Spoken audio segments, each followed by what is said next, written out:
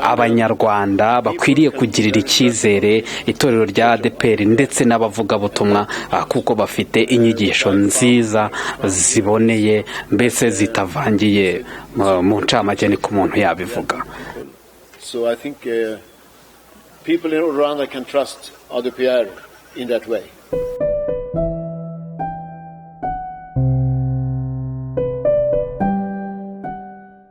Inshuti bakunzi ba Iyobokamana TV, turabasuje mu izina rya Yesu. Ni kwa kundi mumaze kutumenyera ko tugira gutya tukabakorera inkuru zitandukanye. Ni muri ubwo buryo kuri iki cyumweru cyo ku itariki ya 3 z'uko kwezi kwa 11 muri uyu mwaka 2019 twabakurikiraniye inkuru cyangwa twabakoreye inkuru y'ikiganiro cyiza twagiranye n'abamissionnaire b'abanyasuede bari hano mu Rwanda baje gusura itorero rya ADEPR, dore ko tubizi neza ko ari bo bari byaye ubwo mu mwaka 1940 bazaga hano mu Rwanda bagatangiza nyine itorero ry'aba Pentecote ku mugaragaro. Icyo gihe ryatangiriye igihundwe hamo cyahoze ari cyangwa ubu ni mu ntara y'Iburengerazuba ho mu karere ka Rusizi. Nyuma rero yuko bakoze cyangwa batangije itorero bagakora ibikorwa bitandukanye ko bakamavuriro, amashuri ndetse n'ibindi, nyine itorero ryaje gushikama kugeza ubu muri ADEPR hakaba habarurwa abakristo barenze miliyoni 2 ndetse kandi bakaba bari mu gihugu hose itorero rya ADEPR ryaragiye riramamara, ryaragiye rikora ivuga butumwa mu buryo butandukanye, nkuko uyu muzungu cyangwa uyu mu missionaire waruhagarariye abandi twaganiriye yavuze yuko yishimira cyane aho itorero rigeze, akishimira iterambere ry'u Rwanda, kuko yavuze ko ubwo bazaga mu Rwanda ku munsi w'ejo babashije gutembera muri parike y'Akagera, babereka ibyiza by'u Rwanda ndetse bareba iterambere ry'u Rwanda ririmo imihanda, inyubako zigezweho, kwiteza imbere, ubuyobozi bwiza bwa leta bashimiye cyane ndetse n'ibindi. Bavuga yuko bibakora ku mutima cyane iyo babona ko ahantu babibye imbuto igenda ibyara umusaruro ukomeye. Ibi byose rero ni mu kiganiro twagiranye n'uyu mu missionnaire uhagarariye iyi delegation, aho yavuze byinshi, asubiza byinshi bibazo twamubajije ku makuru yavugaga yuko mu minsi yashize cyangwa mu myaka yashize itorero rya ADEPR ryaba ryaragiranye ibibazo n'abamissionnaire cyangwa n'abasuede wabatangije nyine iri torero biturutse ku makimbirane cyane y'ingoma zagiye zibanza, cyane ingoma ya Bishop Tom Rwagasana ndetse n'iya Bishop Sibomana, aho byagiye bivugwa yuko kuva aba bagabo bari bakwizamura amatitre bitigeze bishimisha abanyasuede ndetse bagerageza ngo no kubibabaza, ariko banga kubibasobanurira cyangwa banga kubishyira mu bikorwa ibyo bari basabwe n'abanyasuede. Ni mu nama yabereye icyo gihe ngo Entebbe, kuko abanyasuede bifuje ko baza mu Rwanda. Icyo gihe ubuyobozi bwa ADEPR busaba yuko yabera mu muhezo maze bakayishyira Entebbe, abari hibera barabibabaza impamvu bizamuye. Icyo gihe ubuyobozi bukuru bwa ADEPR bukubisobanura nyine biba ikibazo ndetse babasabye yuko babihagarika, banga kubyumvikanaho, bituma nyine bigenda biza bahagenda haza mu dutotsi hagati y'umubano nyine w'itorero ryo mu Rwanda ndetse n'iryo muri Suede. Ariko ingoma ya Karuranga Ephraim imaze kujyaho bagerageje kwigugarura uwo mubano, ari nazo rezilita nyine turi kugenda tubona delegation ya missionnaire yongeye yagarutse nyuma y'igihe kinini cyane cyari gishize nta delegation wabona y'abanyasuede yongera kuza mu Rwanda. Nkuko uyu muzungu yagiye bidusobanurira, yatubwiye ibintu byinshi bitandukanye muri buze gusanga muri iki kiganiro cyiza twagiranye. Kurikira rero nawe ntucikwe kandi ntiwibagirwe gukora like na subscribe kuri Iyobokamana TV ndetse n'iyi video ngo bashe kuyisakaza kuyigeza ku bandi, kuko ni video irimo ibintu byinshi muri busobanukirwe ku cyo bita abamissionnaire bo muri Suede ndetse n'itorero rya ADEPR ryo mu Rwanda. Imana ibaho umugisha cyane. So my name is Alan Ekstedt, coming from Sweden, from a city called Eskilstuna. It's around 120 kilometers west of the capital Stockholm. There I'm coming from a church.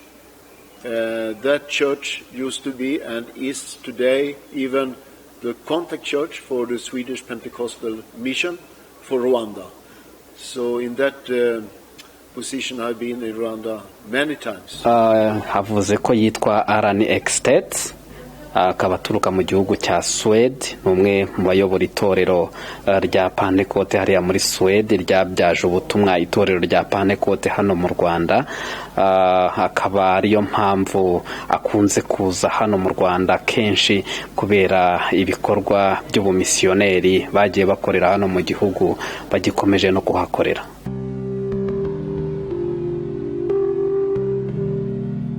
So the first missionary came to Rwanda in 1940.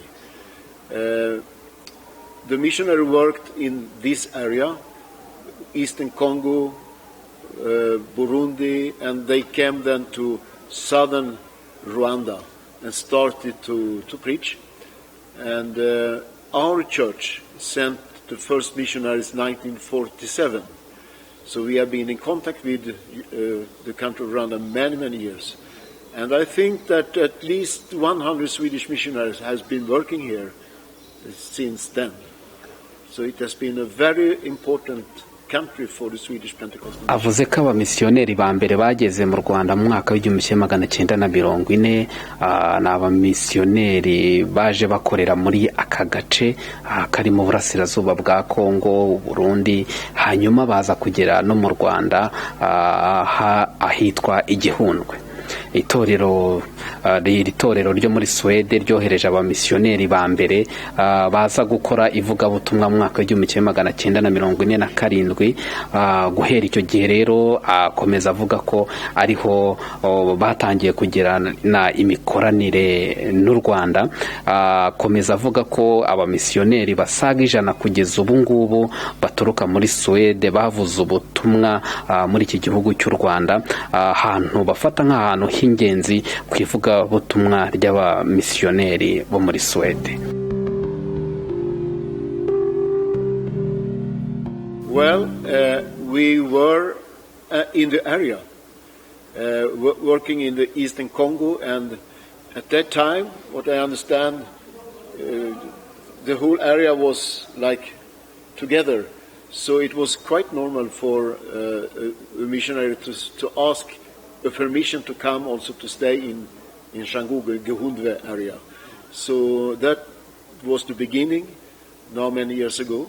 And since then we have been working together. Akomeza avuga ko bari mu gace bakoreragamo ko mu burasirazuba bwa Kongo, ariko utu duce twose twasaga naho dukorera hamwe. Akaba ari nacyo cyaje gutuma abamisiyoneri basaba uburenganzira bwo gukorera Igihundwe mu Rwanda. Iri rero rikaba ari ryo ryabaye itangiriro ryo gutangira gukorera mu Rwanda. Kuva icyo gihe bakabahamya ko bagikorana n'u Rwanda neza, ari nayo mpamvu n'iki gihe baba bahagarutse.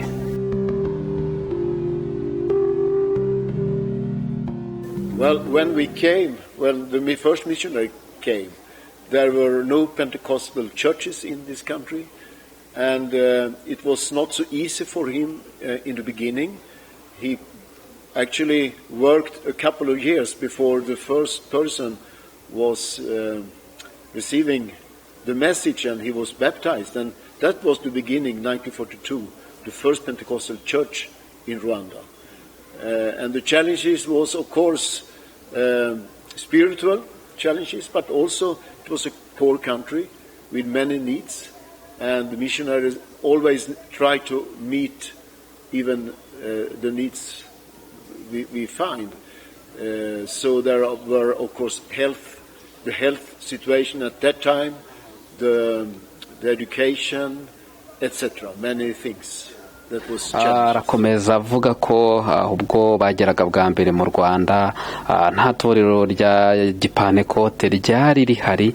Rero ntibyari byoroshye kuko mu misiyoneri wa mbere yakoze imyaka myinshi, ni imyaka igera kuri 2 kugira ngo habone kumwizera mushya wa mbere w'iri torero rya Pentecote mu Rwanda. Hakaba hari mu mwaka w'1942. Akomeza avuga ko byari bigoranye kuko usibye ibijyanye n'ivugabutumwa hari n'ibindi byari bikenewe by'ibanze kugira ngo iri vugabutumwa rikomeze kwihuta cyangwa se koroha, birimo nk'ibibazo byari bijyanye n'ubuzima ndetse n'uburezi n'ibindi. Abamisiyoneri basabwaga kubanza kubonera ibisubizo nabyo kugira ngo umurimo wabo w'ivugabutumwa urusheho kwihuta.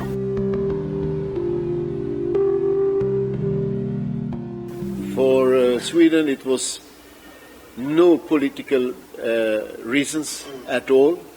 We had the longing to really reach out with the gospel that God loves everyone, every Rwandan, and that was the driving force for us to come, and also to meet the different needs. I mentioned the need we saw.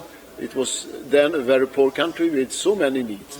So, you see, we used to say a missionary often built the church, started the clinic, and started the school.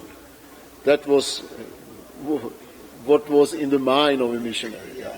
No political reason. Akomeza avuga ko ku banyasuwede kuza muri Afurika nta zindi nyungu za politike zari zibyihishe inyuma nk'uko byagiye bivugwa ku bindi bihugu byagiye biza muri Afurika bikohereza abamisiyoneri, ariko hari izindi nyungu za politike zibyihishe inyuma. Ahamya ko intego yonyine bari bafite yari yo kubwira abantu ko Imana ikunda buri wese.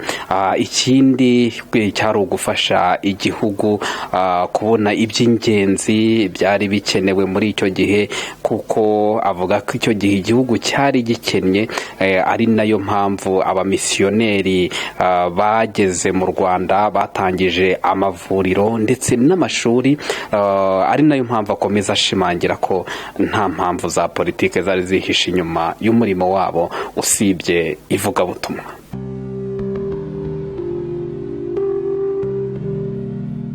I can't really say. 2 weeks ago, I was in a conference in Addis Ababa with church leaders from countries where the Nordic and the Scandinavian Pentecostal churches has started movements here, and many countries around Africa, but all around the world, where Swedish missionaries has been working. So I can't tell you the exact amount of countries, but there are many. And here in your part of Africa, there were Swedish missionaries in DRC, in Congo, in Burundi, in Rwanda, in Tanzania, in Kenya, in Sudan, in Ethiopia. Akomeza avuga ko mu byumweru bibiri bishize yari mu nama muri Addis Ababa, inama yari yahurijemo abayobozi b'amatorero, aho ibihugu byo muri Scandinavia n'ibyo mu majyaruguru byagize uruhare mu kubibyaza ubutumwa. Akavuga ko iri torero ryo muri amatorero yo muri Scandinavia yagize uruhare mu kubwiriza ubutumwa hirya no hino ku isi mu bihugu bitandukanye atabasha kurondora umubare, ariko by'umwihariko akagaruka kuri Afurika, ahavuga ko iri torero ry'abanyasuwede ryakoze ivugabutumwa mu bihugu nka Repubulika Iharanira Demokarasi ya Kongo, u Rwanda, Tanzania, Ethiopia ndetse no mu bindi bihugu bitandukanye bagiye bagezamo ubutumwa bwiza nk'abamisiyoneri baturutse muri Suede.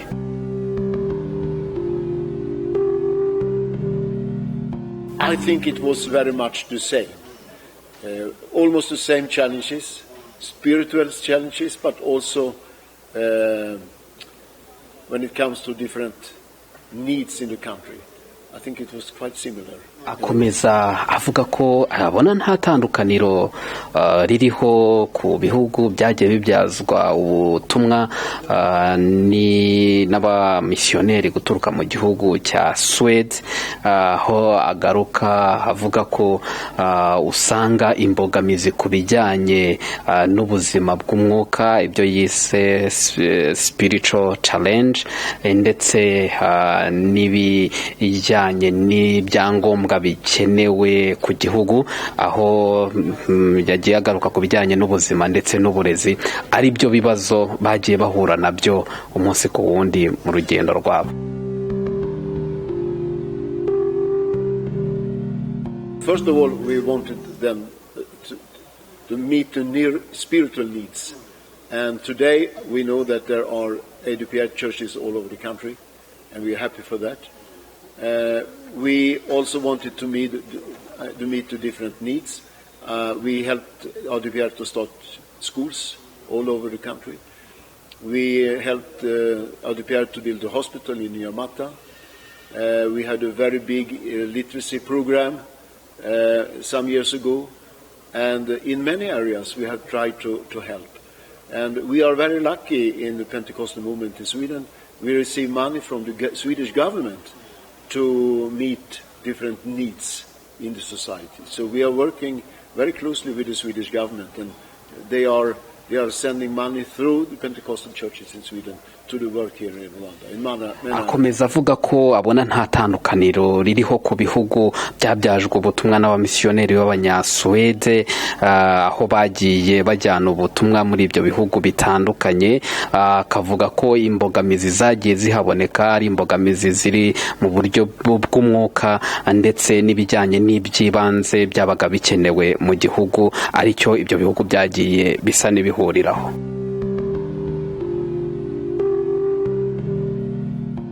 You see, we have, what I said before, we have sent at least 100 missionaries to Rwanda. The latest year, there are no need to send a missionary, but because you have everything you need, educated people and resources, etc. So we have no many missionaries right now. You see, in a relationship, there can be some problems sometimes. When there are people and relationships, could be some matters that differs, and I can admit that some years ago we had different opinions on what was going on in the ADEPR churches. I'm happy to say that today we are working very closely, and we are really together. Akomeza avuga ko ikintu cya mbere na mbere bifuzaga kwari ugutanga ibikenewe mu buzima bw'umwuka. Byumvise neza wakumva ari ukugira ngo ivugabutumwa rirusheho kugera kure, Yesu yamamare, ndetse bakaba kugeza ubu avuga ko bishimira ko itorero rya ADEPR riri hirya no hino mu gihugu hose, kandi avuga ko bifuzaga gutanga iby'ibanze birimo kubaka amashuri ndetse no kubaka amavuriro, harimo ibitaro bya Nyamata n'ibindi bigo nderabuzima, ndetse bakaba bavuga ko bagize na gahunda yo kwigisha gusoma no kwandika. Iyi ni gahunda itorero rya ADEPR ryanahawemo n'igikombe ku rwego rw'isi na UNESCO, ndetse n'izindi gahunda. Agakomeza avuga ko na leta ya Suede ubwayo igira uruhare rukomeye cyane mu gufasha ibikorwa by'itorero rya Pentecote mu Rwanda, byo muri sosiyete, byo mu muryango nyarwanda, kugira ngo iri torero risheho guteza imbere igihugu.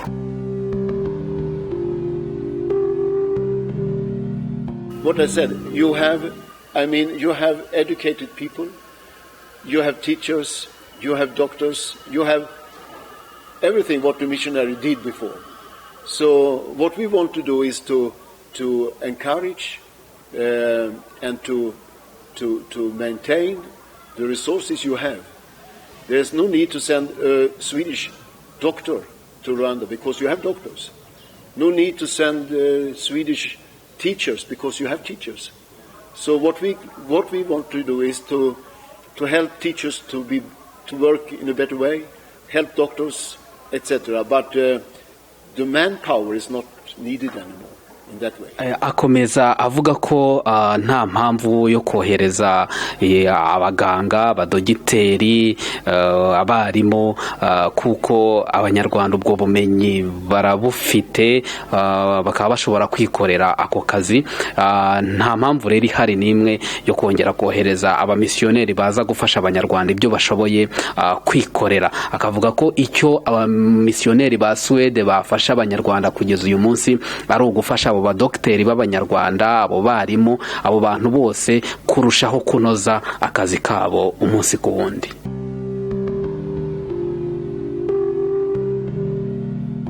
Well, we expect, of course, leaders to be united and to work together. And you know what?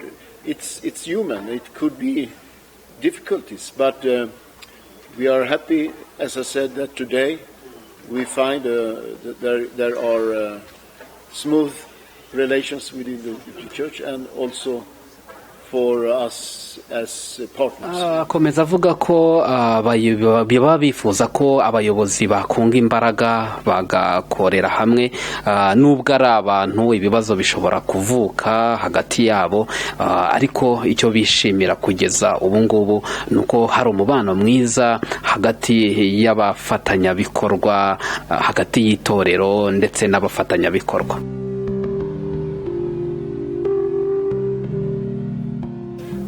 I'm happy to say that we were not leaving Rwanda.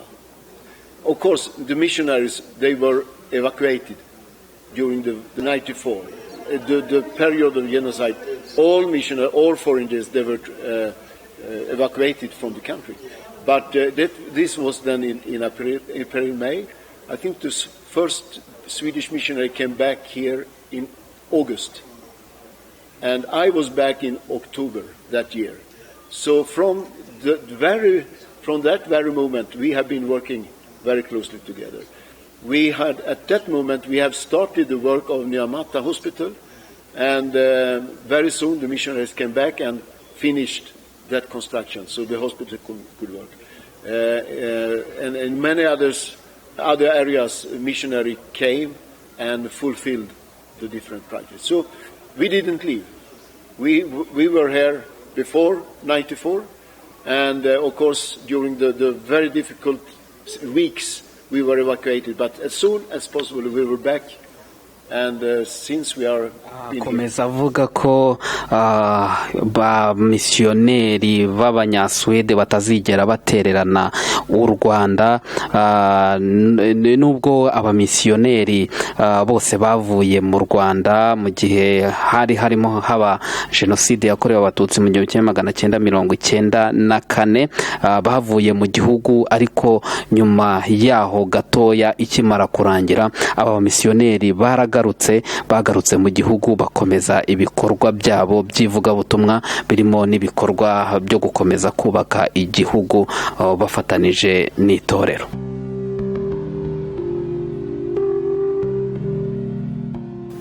Of course, we are happy to see. I just mentioned 1940, the first missionary came. There were no Pentecostals at all in this country. After 2 years, the first Pentecostals were baptized down in Shangugu. And today we can see there are at least 2 million, perhaps 2.5 million Pentecostals in Rwanda. And there are churches all over the country, in every part of the country. Of course, we are happy because the gospel reached out to every part of this country with the good news that God loves everyone. And there is a hope for each person and also for each country. Akomeza avuga ko nubwo byafashe igihe kinini cyane kugira ngo umwizera wa mbere w'itorero rya Pentecote mu Rwanda agaragare, kuko abamisiyoneri b'abanyasuwede bageze mu Rwanda mu 1940, ariko mu 1942 nyuma y'imyaka 2 nibwo umwizera wa mbere w'itorero rya Pentecote yabonetse. Agakomeza avuga ko bishimira intambwe itorero rya Pentecote rimaze kugeraho mu Rwanda, kuko kugeza uyu munsi rifite abayoboke cyangwa se abakristo bagera kuri miliyoni, kandi riri hirya no hino mu gihugu.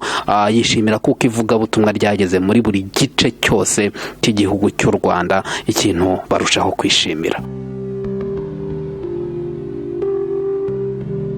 Yeah, you see, the time of Paul, it was difficult to travel, so he wrote letters. Today it's easy to travel. So last year I was here 2 times. This year I'm back, and we are sending missionaries here. So we think it's a good way to write, yes, but it's even better to be on the spot and to speak together, to pray together. So yes, we are communicating mainly by coming here and communication. Akomeza avuga ko igihe cya Pawulo intumwa ntago byari byoroshye kuba wafata urugendo ukava ahantu hamwe ukajya ahandi, ariko kugeza uyu munsi kugenda biroroshye. We ubwe akomeza avuga ko agenda agaruka ajya muri Suede akagaruka mu Rwanda, ku buryo no mu mwaka hari ubwo ashobora kuza inshuro ebyiri. Rero bikaba byoroshye uyu munsi guhererekanya ubutumwa, nubwo bakwifashisha izi nyandiko bakwandika, ariko uyu munsi hari ibintu byinshi bishobora kubafasha guhererekanya ubutumwa.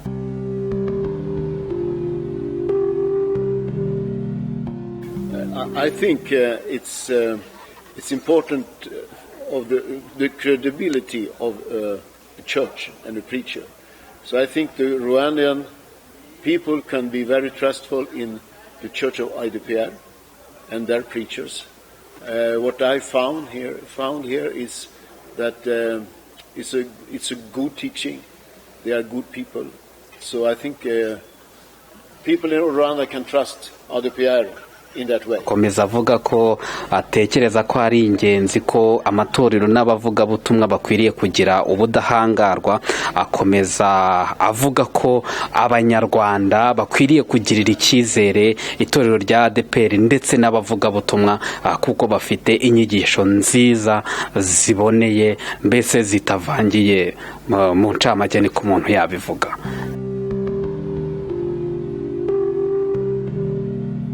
You see, that if there is a conflict, there is also always a possibility to reconciliation and peace. So in the church we need to seek reconciliation and peace and to try to understand each other and forgive each other. The Bible says that we have to forgive like God has forgiven us. So that's really the base of the biblical truth. Forgive, be faithful to God, also faithful to your brothers and sisters. And if there are some conflicts, well, it's possible then to be reconciled. Komeza avuga ko iyo hari amakimbirane burya haba hari n'amahirwe yo kwiyunga, kandi ikindi burya Bibiliya idusaba kubabarirana no kuba abizerwa ku Mana ndetse no kubavandimwe. This time I'm coming with a group from our church. So today we are in Kigali, tomorrow we go south to Shangugu, and then we are following the lake up to Gisenyi and then come back. And next Saturday we will unfortunately go home to Sweden. Akomeza avuga ko urugendo bafite mu Rwanda uyu munsi bari i Kigali, ejo bazakomeza bajya i Cyangugu, aho bazava i Cyangugu bajya i Gisenyi, hanyuma bakagaruka i Kigali kuwa gatandatu bakazasubira muri Suede.